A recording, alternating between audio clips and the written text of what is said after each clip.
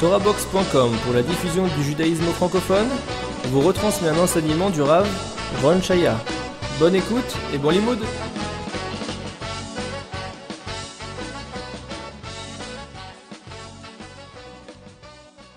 La première question, c'est de savoir, dans la Gemara, il y a deux avis, il y a deux rabbins qui sont en marquette. Et en discussion. On dit que ces deux rabbins sont investis de la Chorma divine, la sagesse de Dieu. Et donc, en fait, que les deux ont raison dans l'absolu. Seulement, au final, il y a la halakha qui tranche un des deux avis ou qui cherche un consensus. Et nous, on doit appliquer la halakha. Et nous, on doit appliquer la halakha. Comme un des avis. Bon, est-ce que maintenant, si j'ai un des deux rabbins, si l'opinion d'un des deux rabbins me convient plus, est-ce que je peux m'y référer ou pas? Ça, c'est la première question. Ok. Oui, deuxième question. Deuxième question, c'est de savoir, dans l'orthodoxie, je veux dire que ce qui me gêne, c'est qu'on a tendance à un petit peu prendre Dieu pour une sorte de grosse machine, une sorte de gros programme informatique. Si on rentre pas bien si on fait pas bien les choses méticuleusement, Dieu va pas regarder ce qu'on a fait et les choses vont pas être validées. Comme si on n'a pas rentré bien la formule. Je prends l'exemple que je mettais mes tétines ici à la synagogue, quelqu'un vient me dit, bon, je ne pas vexer, il me dit que mon yud n'était pas bien mis et pas de cœur et que en fait j'avais pas mis mes téfilines. Bon, moi ce qui me gêne, c'est peut-être il a pas eu, bon, peu importe le théâtre ou quoi que ce soit, mais il y a beaucoup de gens qui font ça.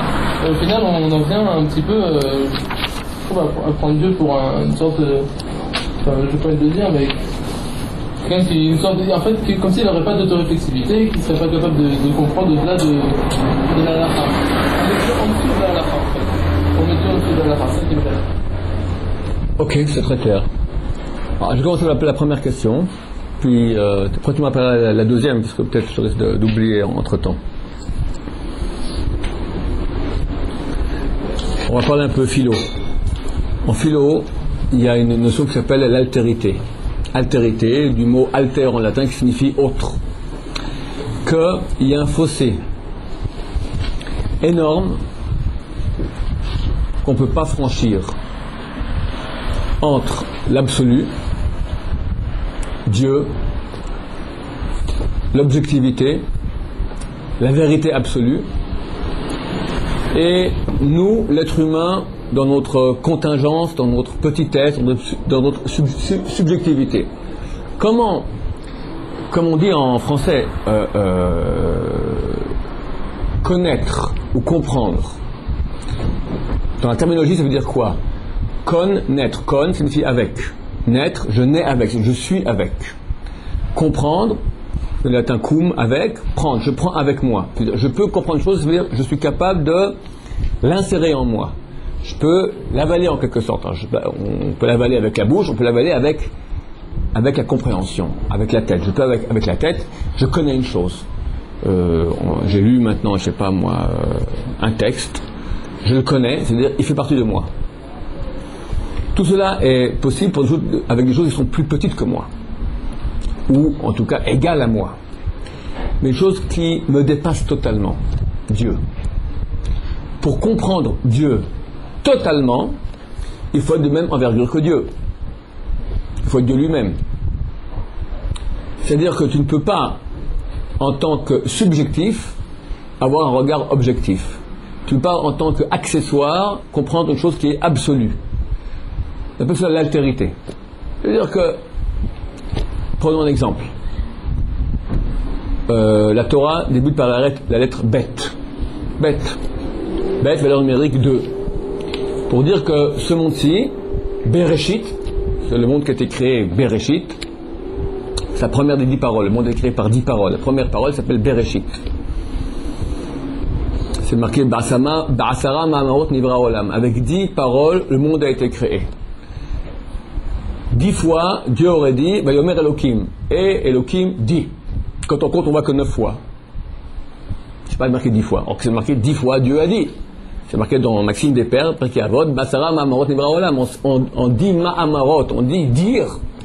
Dieu a créé le monde. Mais t'en comptes, tu vois que 9. Alors Chazal explique que le premier aussi, Bereshit, c'est aussi une parole. C'est la parole première qui fait que ce monde commence à exister. Mais vu qu'il n'y avait pas encore à qui parler, il n'y avait pas encore de réalité, Alors, on ne peut pas dire c'est vers quelque chose, à quelque chose. S'il n'y a encore rien, on ne peut pas dire il y a eu un dire. Alors, il y a le début de tout, c'est Bereshit. Quoi qu'il en soit, ce monde-ci, notre monde, commence par être bête. Juste en parenthèse, ça correspond un peu au Big Bang, c'est intéressant. Hein. Pas comme quelqu'un m'a écrit sur Internet que c'est intéressant de voir que Big Bang, ça commence par bébé et Bereshit aussi. Ça, c'est un pur hasard, c'est rien du tout. Mais que avant le Big Bang, il n'y a pas des notions de temps ni d'espace. Le temps et l'espace, ça veut dire des références arrêtées, il n'y a pas. Les références d'un monde fini, d'arrêt, commencent avec le monde. Bereshit. Lettre bête, première lettre de ce mot Bereshit, a une valeur numérique 2. Pour me dire que moi, dans ce monde-ci, je fais partie de ce monde, je ne peux saisir les choses que par 2. Je ne peux pas voir une chose qui est une. Je peux y penser, mais je ne peux pas la comprendre. Je ne peux pas la connaître, dans le sens prendre avec, l'avaler. L'infini, je ne sais pas ce que c'est. Je peux en parler. Je peux en parler de façon négative. Qu'est-ce que c'est ? C'est infini. Ce n'est pas fini. Mais ce que c'est en soi, je ne peux pas avaler l'infini, parce que je ne peux voir qu'une chose finie. Je vais un peu vite. Je vais commencer par des exemples un peu plus simples. Est-ce que je vois maintenant ce livre, vous le voyez ? Un livre que tout le monde connaît très bien, la paracha. Alors, est-ce que ce livre maintenant, je le vois ? Oui, je le vois. Pourquoi ? Parce que je le vois par ses bords. Je vois où il s'arrête. S'il était infini, je ne le verrais pas.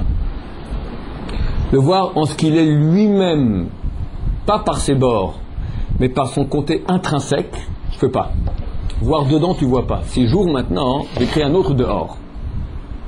Mais le dedans, je ne peux pas voir. Nous voyons tout en bordure, et bordure, c'est toujours les frontières entre 1 et 2. Comment je vois la table, je vois où elle s'arrête, où commence maintenant l'air. Froid, c'est quoi la notion de froid ? En elle-même, tu ne sais pas ce que c'est. Froid, c'est ce qui n'est pas chaud. Chaud, ce qui n'est pas froid. Intérieur, ce qui n'est pas extérieur. Extérieur, ce qui n'est pas intérieur. Blanc, clair, c'est ce qui n'est pas foncé. Sombre, c'est ce qui n'est pas clair. Nous comprenons tout. Nous, dans ce monde-là, on ne peut pas imaginer une autre chose que dans des limites finies. Que le monde du fini.